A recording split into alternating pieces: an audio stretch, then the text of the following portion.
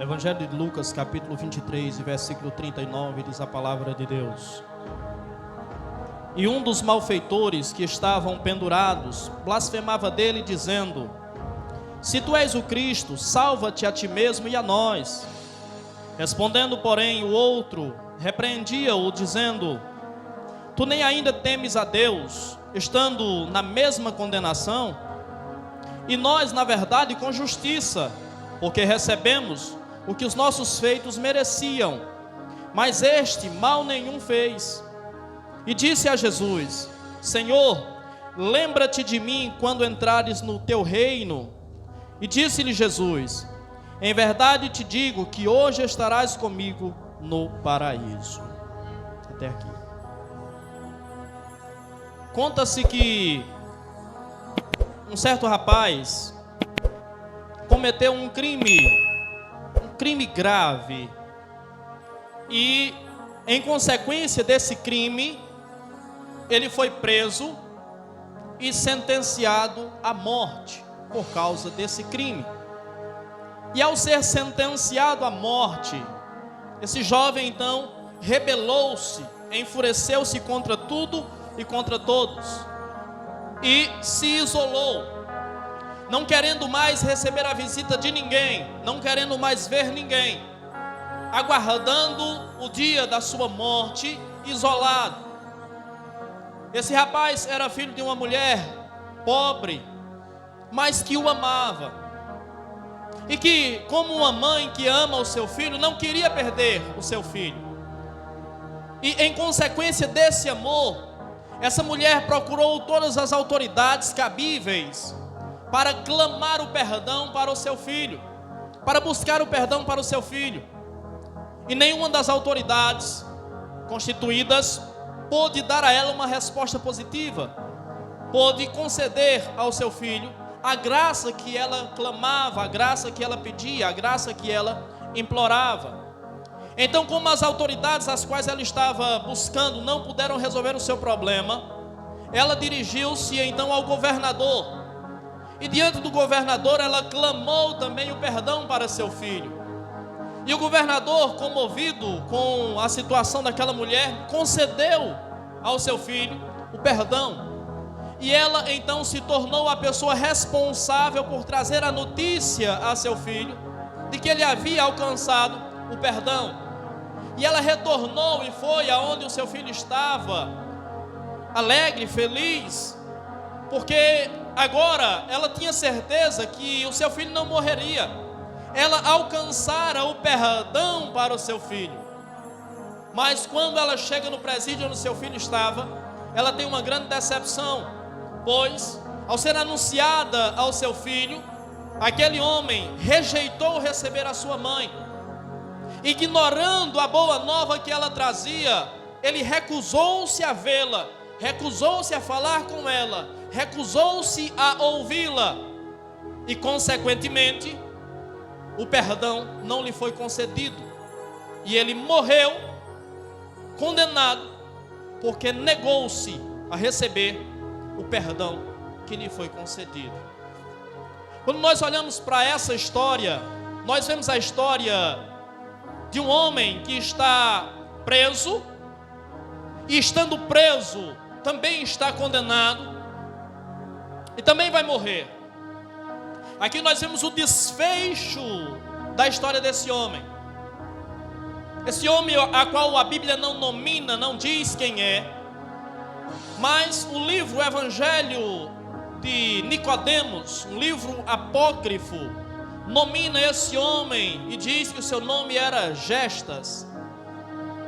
Esse homem, a qual a Bíblia não fala detalhes sobre a sua vida, a qual a Bíblia não diz qual era exatamente o seu crime, a Bíblia apenas o acusa de ser um malfeitor. E ser um malfeitor poderia ser qualquer coisa voltada para o crime. Aquele homem poderia ser um assassino, aquele homem poderia ser um ladrão. Certo é que a palavra malfeitor apenas nomina e designa uma pessoa que tem prazer em fazer o mal aos outros, ou seja, vive de fazer o mal aos outros. Então, consequentemente, aquele homem era sim ladrão, aquele homem provavelmente era um assassino. E a Bíblia mostra apenas nesse texto o desfecho da sua história. Não fala nada sobre família, não fala nada sobre a sua trajetória na vida terrena. Mas eu queria pensar sobre este homem com vocês nesta hora e entender que aquilo que está acontecendo com esse homem não foi algo que aconteceu apenas naquele momento.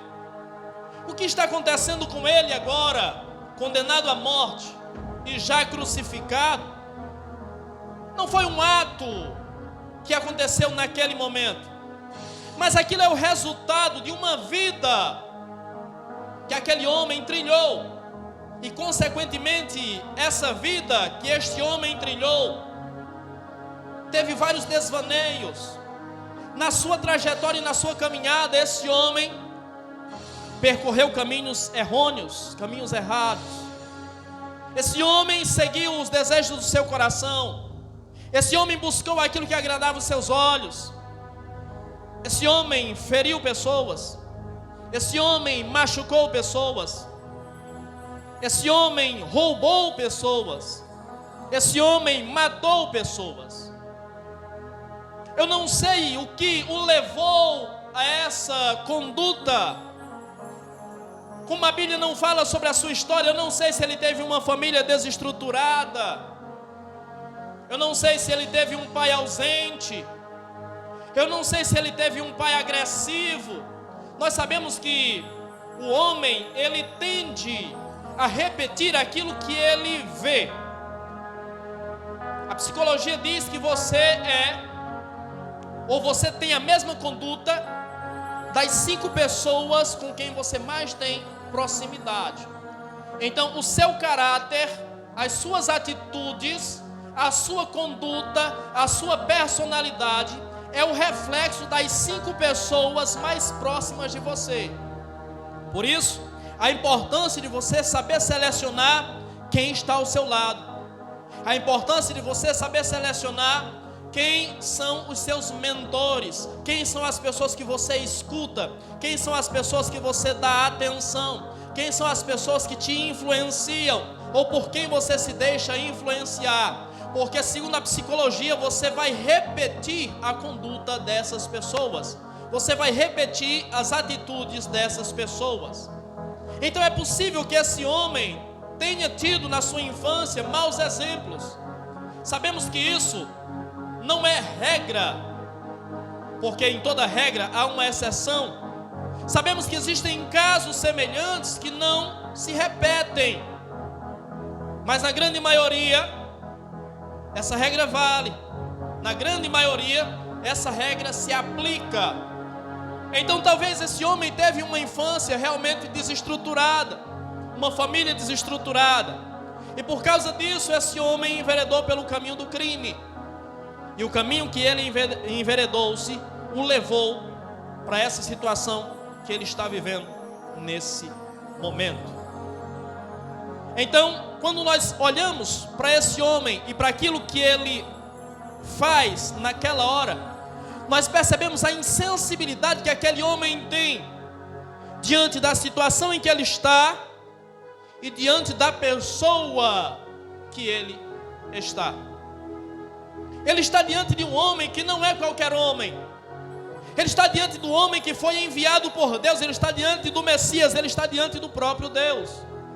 E diante de Deus, ele demonstra a sua insensibilidade, zombando dele, fazendo pouco caso dele, dizendo: se tu és o Filho de Deus, como tu dizes que és, desce daí, salva-te a ti mesmo e salva a nós também.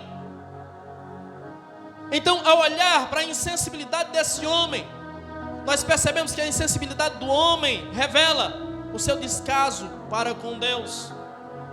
Mostra e manifesta o seu descaso para com Deus.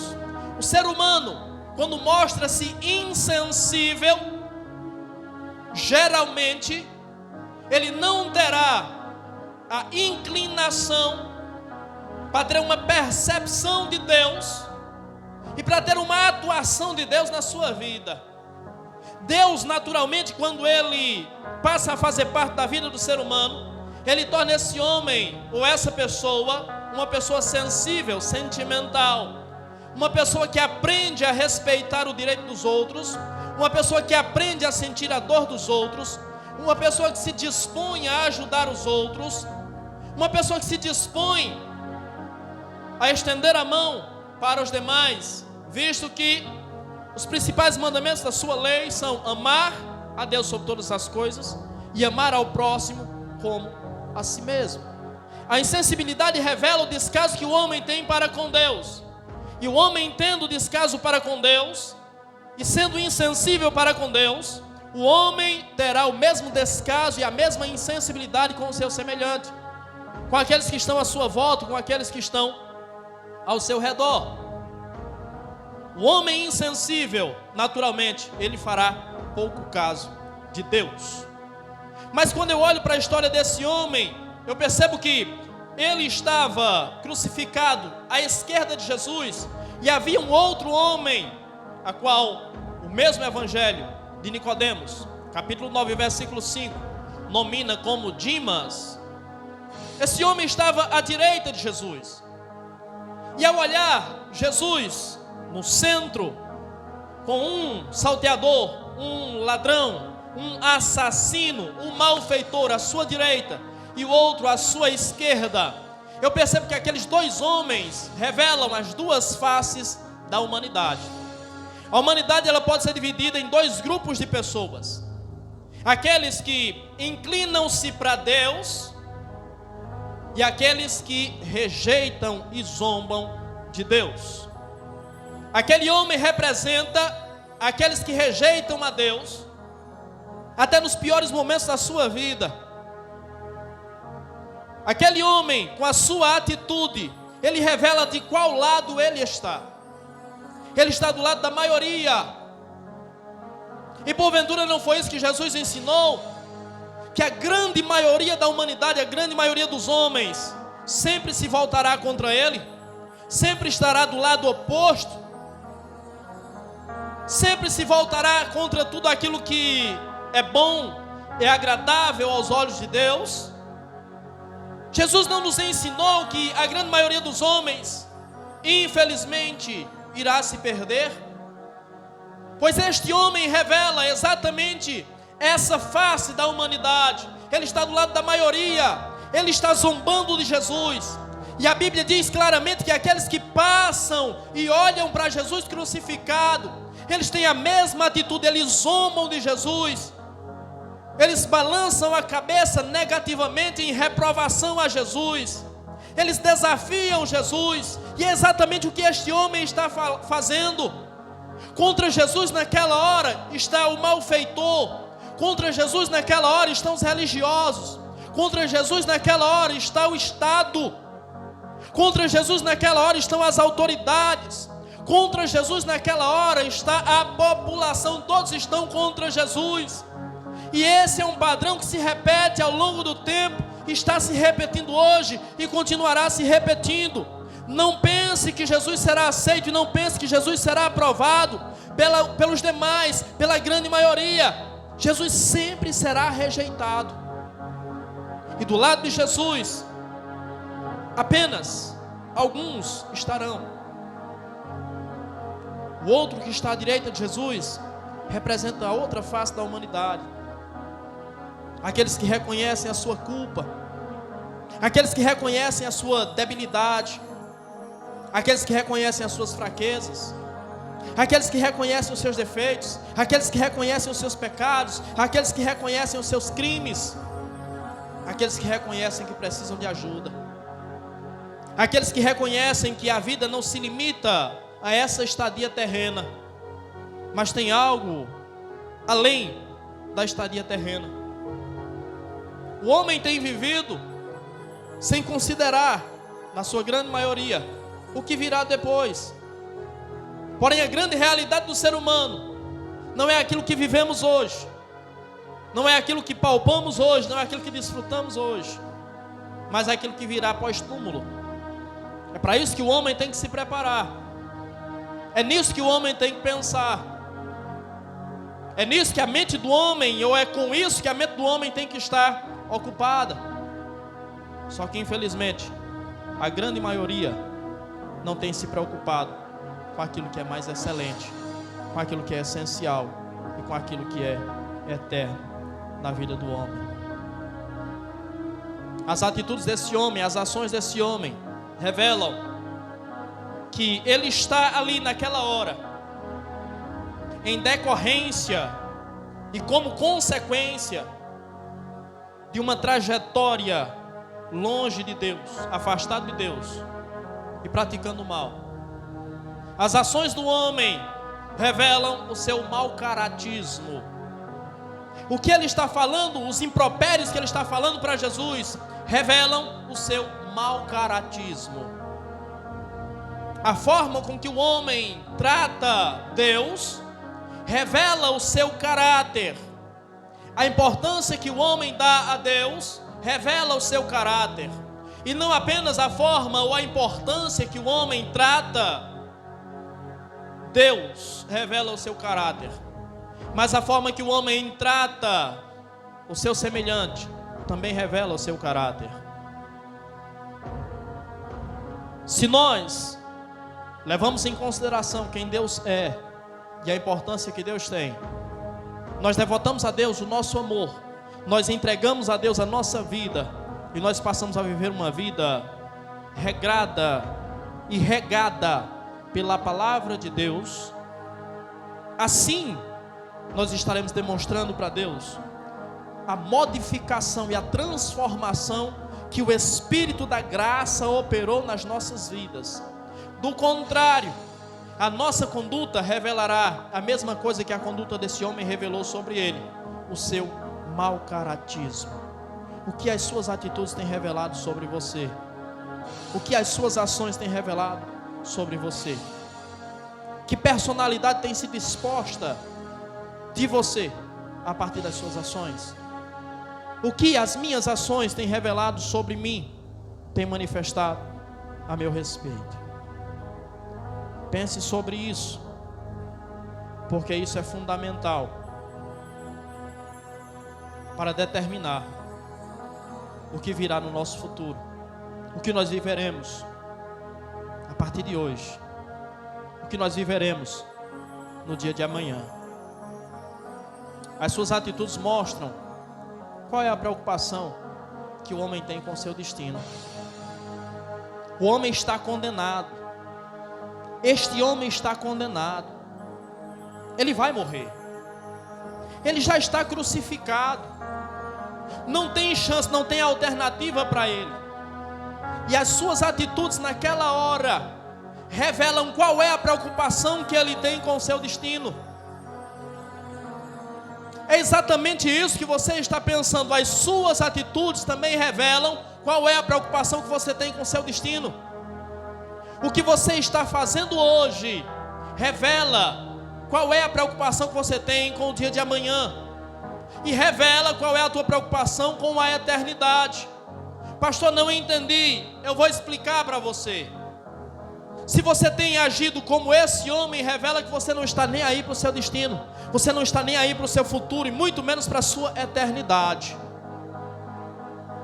As suas atitudes podem estar demonstrando, podem estar revelando sobre você que você está disposto a viver qualquer coisa que vier amanhã. Se amanhã você estiver bem, amém. Se estiver mal, também está tudo certo. Se amanhã você estiver vivo, está bom. Se você estiver morto, também está do mesmo jeito.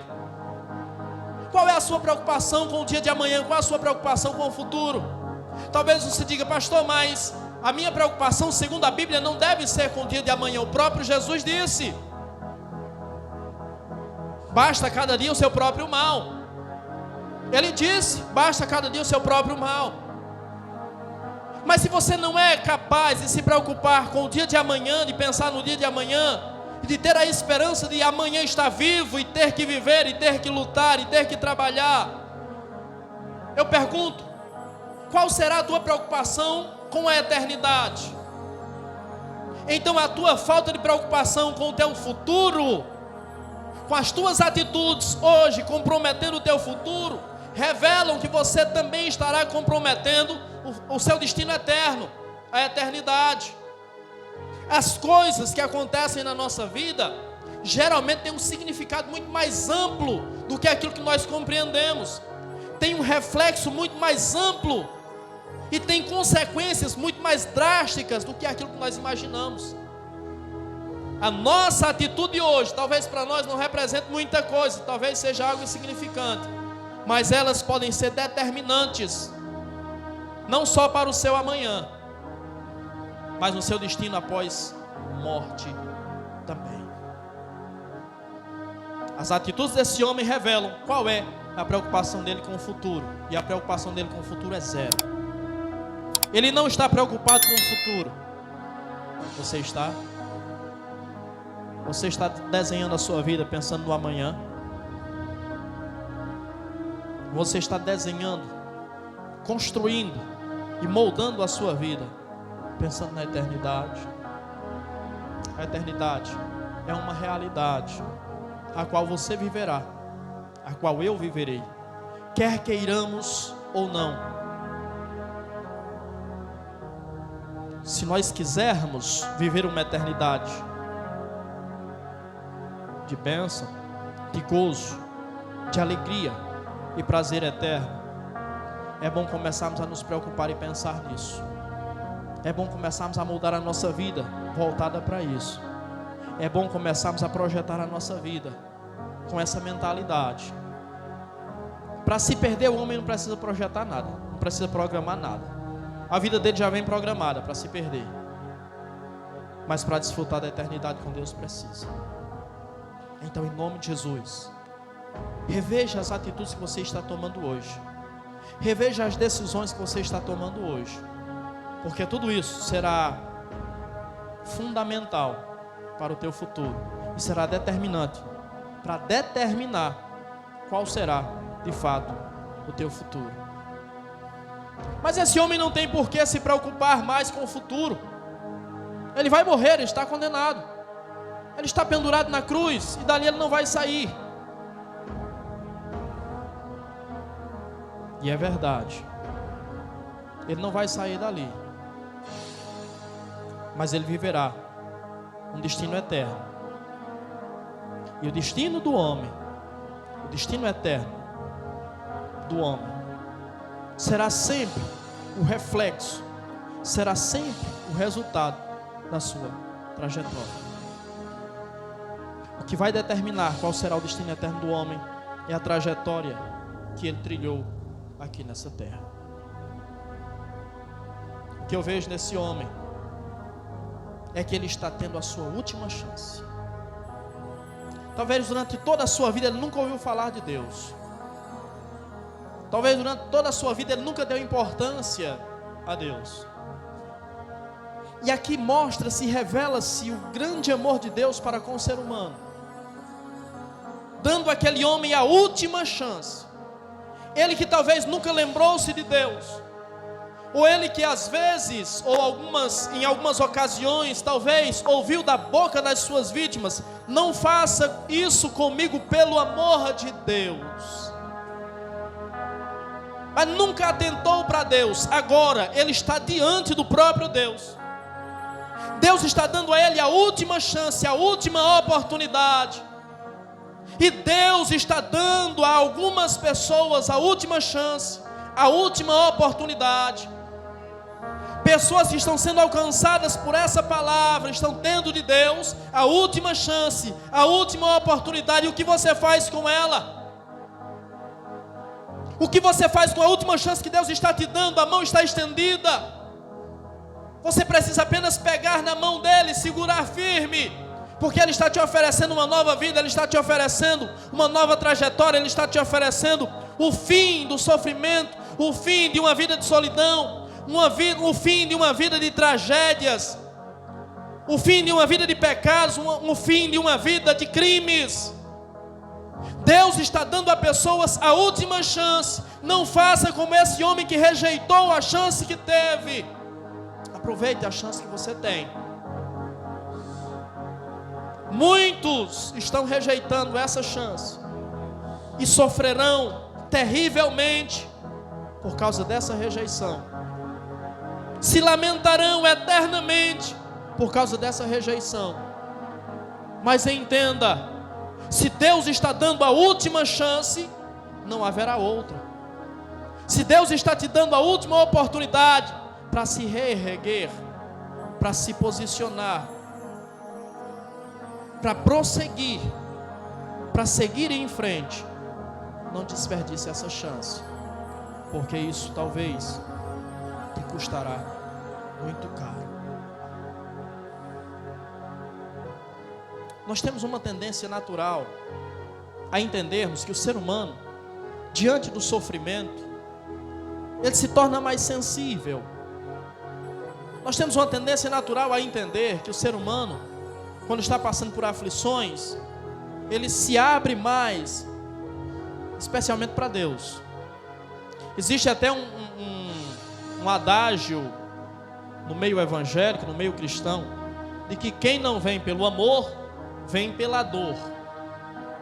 Nós sabemos que Deus não trabalha dessa forma, mas sabemos que muita gente, de fato, diante da necessidade, procura ajuda. Muita gente que nunca frequentou uma igreja, diante da necessidade, clama por ajuda, pede oração, enfim, faz o que é preciso, porque sente a necessidade, está sentindo a dor, está sentindo o sofrimento. Mas quando eu leio a história desse homem, quando eu vejo a história desse homem, eu percebo que há pessoas que não mudarão. E é perigoso dizer isso, porque as pessoas vão questionar. Quer dizer, pastor, que Deus não tem o poder para transformar pessoas? Sim, Deus tem o poder para transformar pessoas, e Deus transforma qualquer um. Conta-se a história de um pregador, de um pastor que estava pregando em um culto ao ar livre, e um homem descrente o interrompeu diante da pregação, ou no meio da pregação, e disse: se o teu Deus é poderoso como tu diz que Ele é, por que Ele não tem o poder de transformar as roupas desse mendigo? E o pregador, muito calmo, muito sereno, parou a pregação para responder aquele homem e disse: sim, o meu Deus tem o poder para transformar as roupas desse mendigo, mas o meu Deus não é poderoso o suficiente apenas para transformar as roupas desse mendigo. O meu Deus é poderoso o suficiente para transformar o mendigo que está dentro das roupas. Deus tem poder para transformar qualquer pessoa, e Deus transforma pessoas, muitas vezes sem transformar a situação das pessoas. O problema é que muitas pessoas se aproximam de Deus, não para que Deus as transforme, mas para que Deus transforme a sua situação, as suas circunstâncias. E aí eu digo a vocês, há pessoas que não mudam, e há pessoas que não mudam nem diante do sofrimento, e você tem presenciado isso na sua caminhada. Você tem visto pessoas que diante do sofrimento, diante de circunstâncias, ainda assim não mudam. E você vai me interrogar e dizer: pastor, mas existem pessoas que vêm para a igreja quando estão sofrendo, quando estão carentes, quando estão necessitadas, quando estão doentes, quando estão passando fome, quando estão passando necessidades, vêm para a igreja, se convertem, se batizam, mas voltam. Porque há pessoas que não mudam nem diante do sofrimento.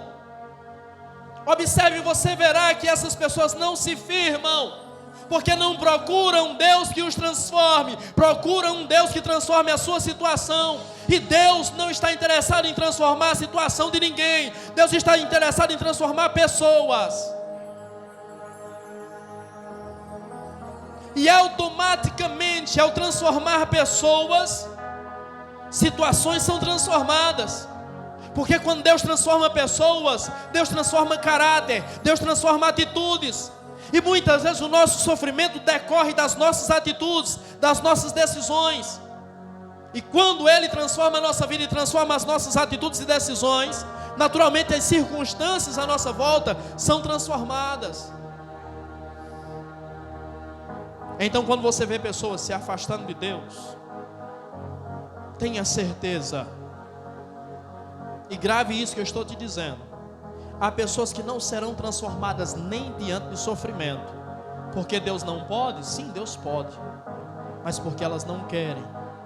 E esse direito, dado por Deus, Deus não invalida.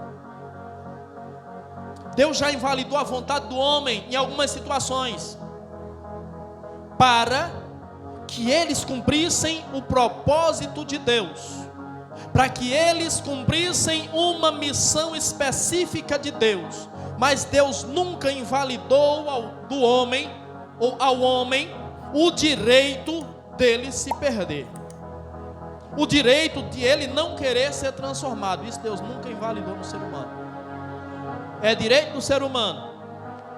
Há um pastor que diz: nós temos que respeitar as pessoas, e a nossa pregação não pode ser agressiva com as pessoas, porque o ser humano tem direito até de ir para o inferno, se ele quiser. Deus lhe assegura esse direito. E esse direito tem que ser, de fato, assegurado, garantido e respeitado por cada um de nós.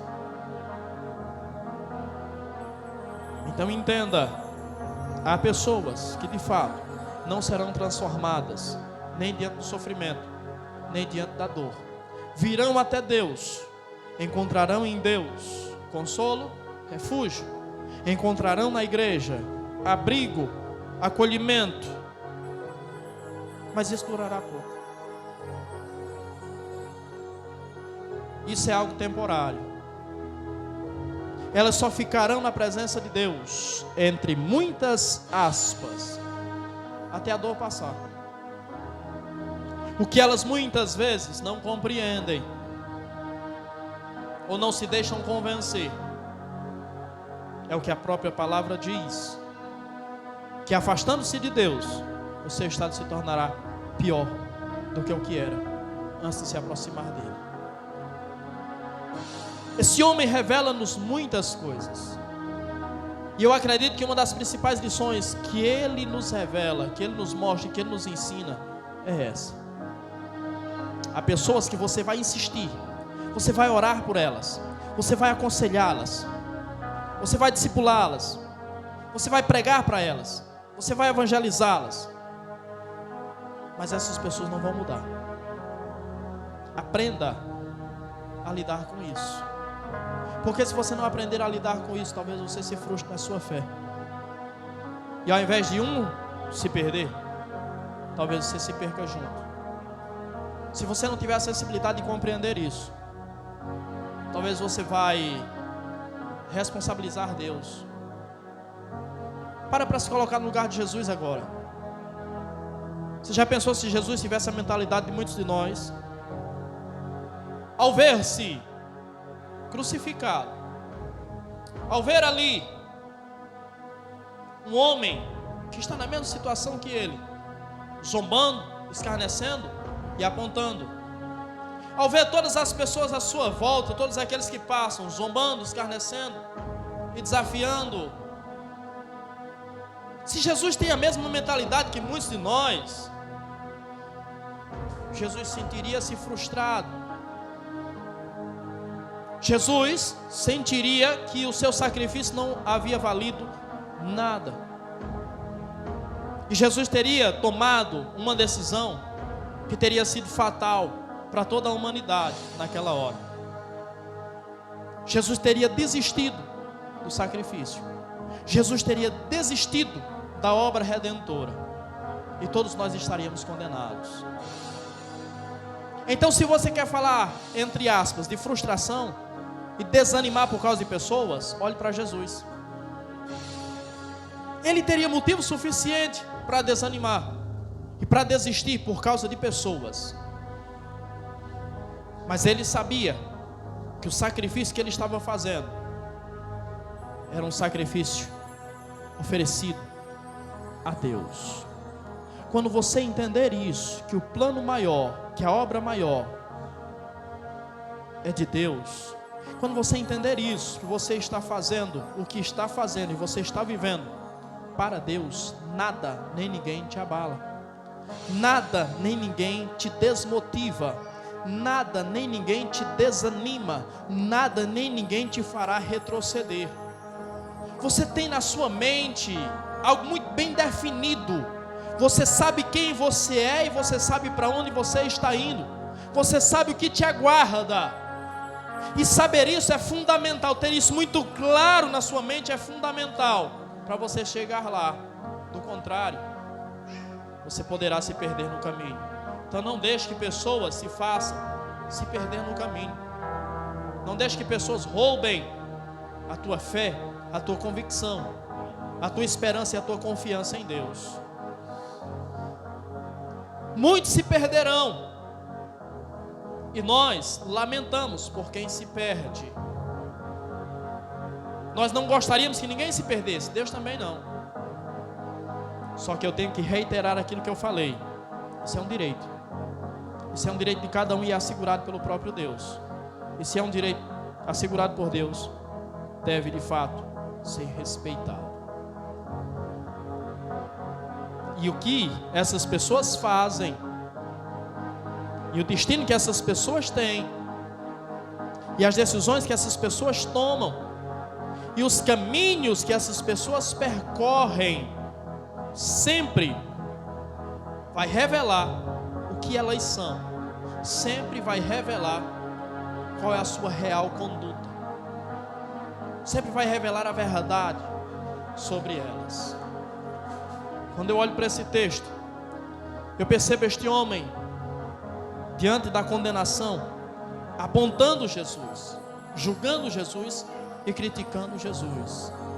E eu preciso dizer para você, há pessoas que estão na mesma situação, apenas criticam, apenas apontam, apenas veem defeitos, que muitas vezes de fato existem.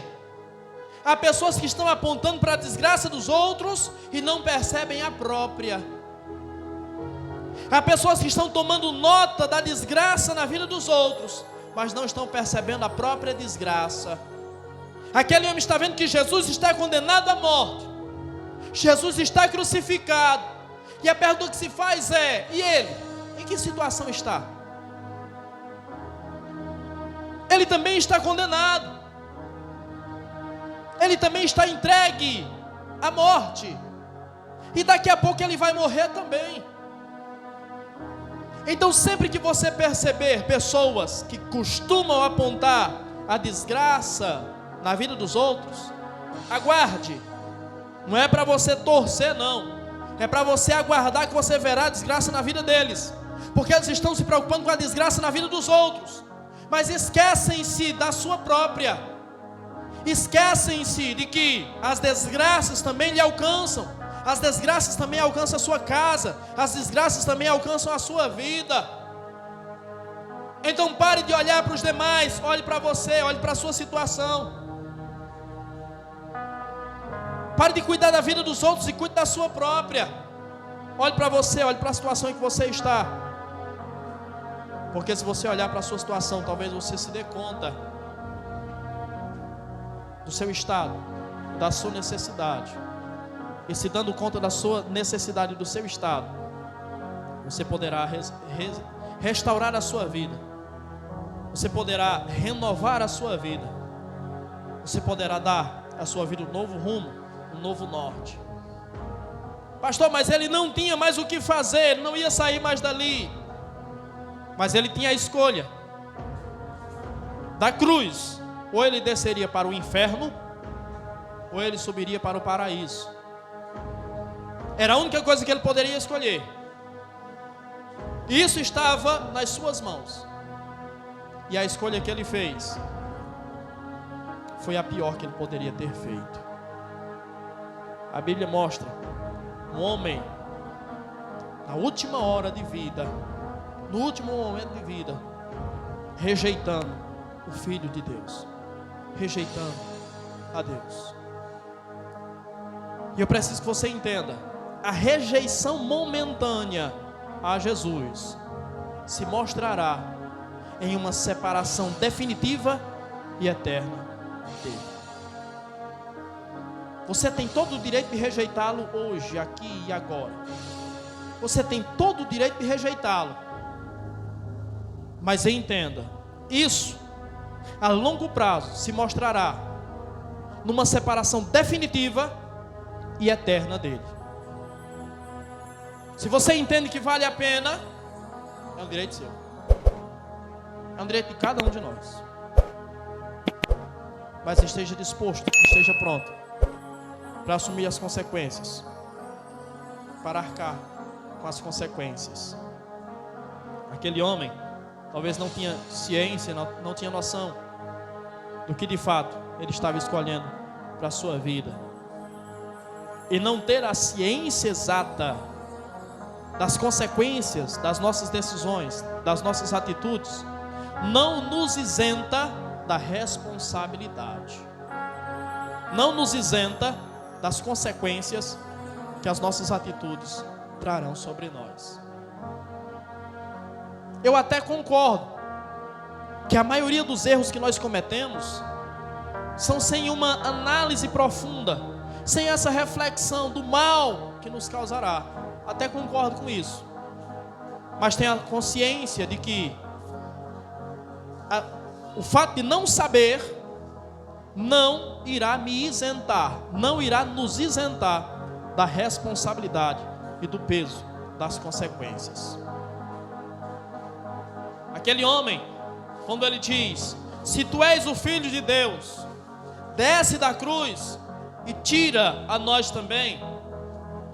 Nessa frase, nessa expressão desse homem, talvez nós encontremos aqui um ponto para advogar a seu favor.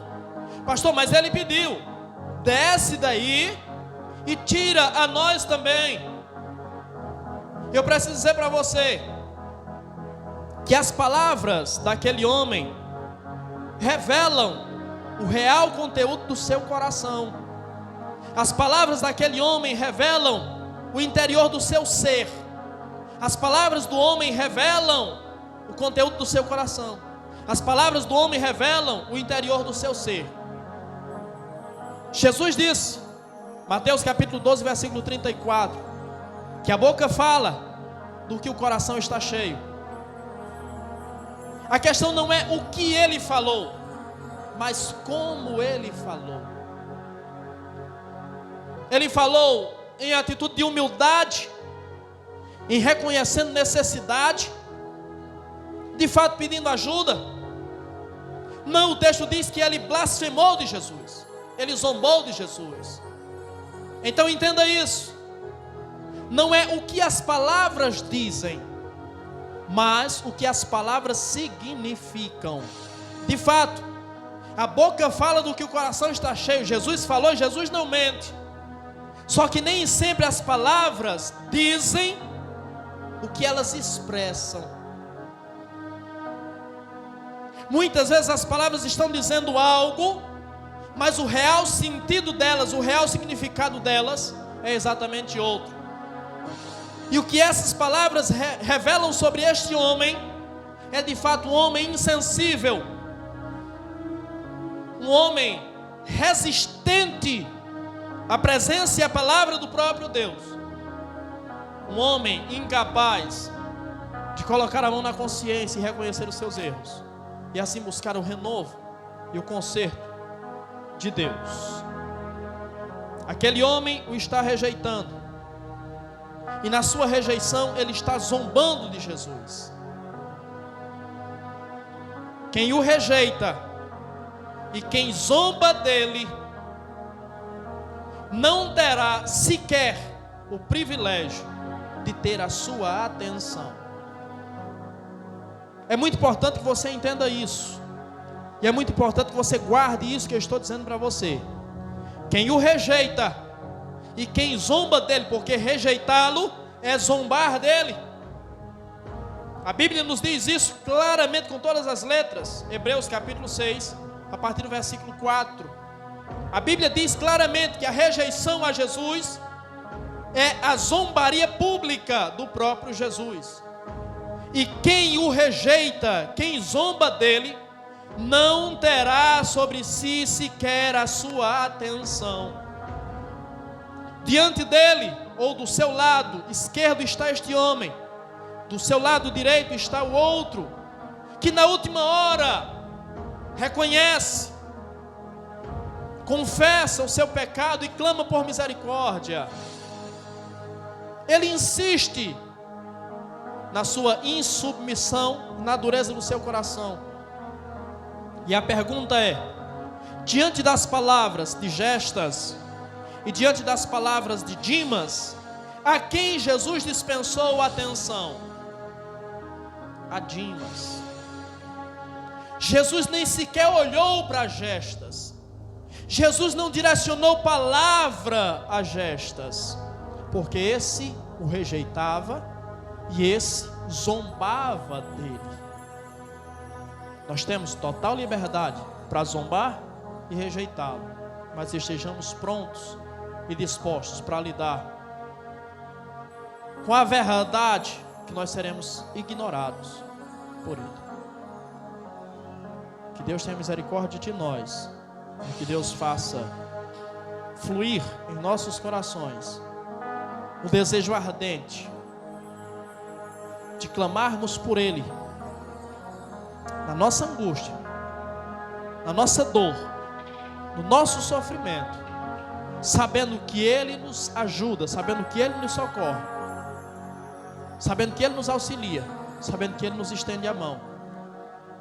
Porque sabemos que se mesmo diante da desgraça não nos submetermos a ele, ele não se voltará para nós. Fica para nossa reflexão a sua palavra: chegai-vos a mim e eu me chegarei a vós.